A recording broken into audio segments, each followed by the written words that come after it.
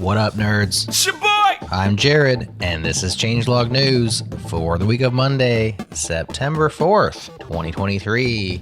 Only it's being delivered a day late because of the Labor Day holiday here in the States. Or maybe I was stuck at Burning Man, and Labor Day is just a convenient excuse. Yeah, that's it, Ticket. Okay, let's get into the news. Dan North tells the tale of Tim, the worst programmer he's ever worked with, who also happens to be one heck of a programmer.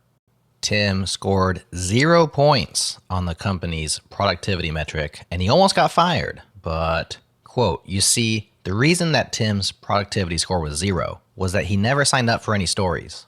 Instead, he would spend his day pairing with different teammates. With less experienced devs, he would patiently let them drive whilst nudging them towards a solution. He would not crowd them or railroad them, but let them take the time to learn, whilst carefully crafting moments of insight and learning, often as Socratic questions, what ifs, how else's. With seniors, it was more like co-creating or sparring, bringing different worldviews to bear on a problem to produce something better than either of us would have thought of on our own. Tim is a heck of a programmer, and you always learn something new pairing with him. You see, Tim wasn't delivering software. Tim was delivering a team that was delivering software.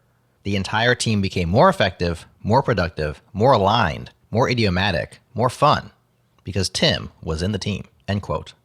2 takeaways from this excellent post. 1, measuring developer productivity is hard. And 2, be like Tim. 4 years in, Kevin Lin declares that OpenTelemetry delivers on its promise for open observability. Quote, it has to date provided a stable standard for the 3 pillars of observability, metrics, logs, and traces. It has also delivered a collector that can receive, process, and export telemetry in any environment, and SDKs to instrument code in all major languages. It has also continued to expand its scope and introduced additional standards around semantic conventions and agent management. Today, OTel is the second most active project in the CNCF, behind only Kubernetes in popularity. Its contributors are spread across all major observability vendors, and its protocol has near universal adoption among observability providers, end quote. We use OTel to send data from our Phoenix app to Honeycomb, and while it just works, which is awesome, it does strike me as complicated. Perhaps overly complicated? I don't know. Maybe that's inevitable for a spec that serves so many interests in so many ways. Justin Garrison thought now is a good time to take stock of the infrastructure automation tools people should be using. Here's a quote from each of the 3 contenders he writes about in detail. Terraform. Terraform is a single-player tool in a multiplayer world. It's great for infrastructure management when teams are small and complexity is under control. But once you try to hide complexity in wrappers, abstractions, and deploy pipelines, it's time to look for other options. GitOps. GitOps works for Kubernetes, but outside of that ecosystem, you end up writing HCL to manage everything else. You turn everything into a Kubernetes problem, and everyone who needs infrastructure needs to be a Kubernetes user. System Initiative. System Initiative has the potential to bring application and infrastructure developers to the same table, speaking the same language and collaborating. The biggest drawback I see with SI right now is it's not ready. The ecosystem is small, it's not stable for production workloads, and many of the ideas are not fully solidified. It's now time for sponsored news. You've probably heard us discuss Warp on multiple occasions. That's because we're fascinated by this super cool rethink of what the terminal should be. Unlike any terminal you've used before, Warp is designed for team collaboration. You can save and share your team's terminal docs in a shared Warp drive right next to the command line. Everything in Warp Drive is searchable and stays in sync, so your entire team has what they need for incident response or onboarding new devs. And with Warp AI, you can generate commands from natural language, debug errors, or even accomplish complex tasks without visiting Google or Stack Overflow.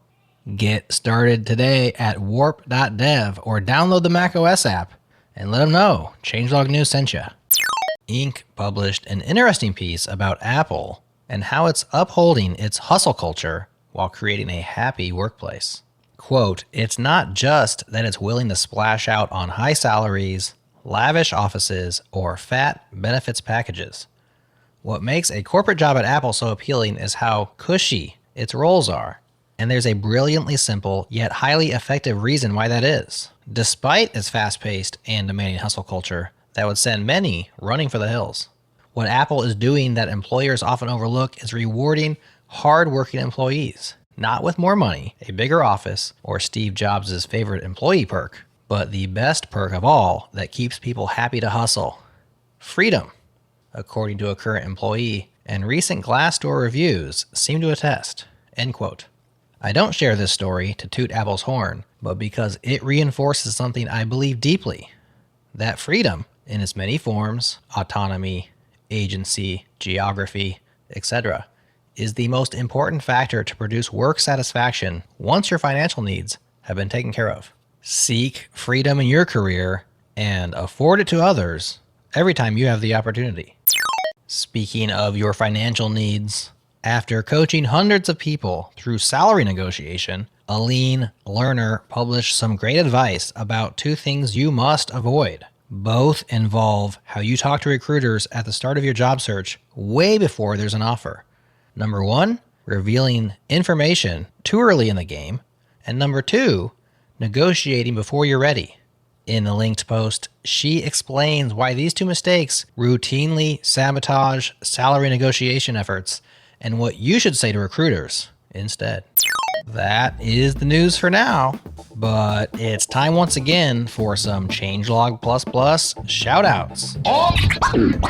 Awesome! Shout out to our newest members, Daniel M., Nick H., Jarvis Y., Nicholas H., Dan B., Thomas E., Philip K., Parker S., Bard A., Robert E., Benjamin, and Michael D.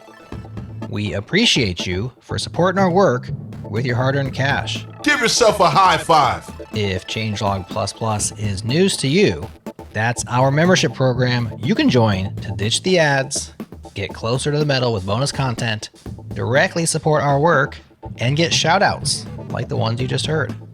Speaking of bonus content, our Steve Yegi episode back in July featured a bonus 10 minutes where Steve shared an epic unpopular opinion with us.